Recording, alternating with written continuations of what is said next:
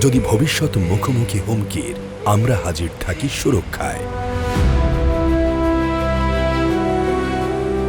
যদি সাগরে দিক হারায় স্বপ্ন, আমরা উপস্থিত হই উদ্ধারে।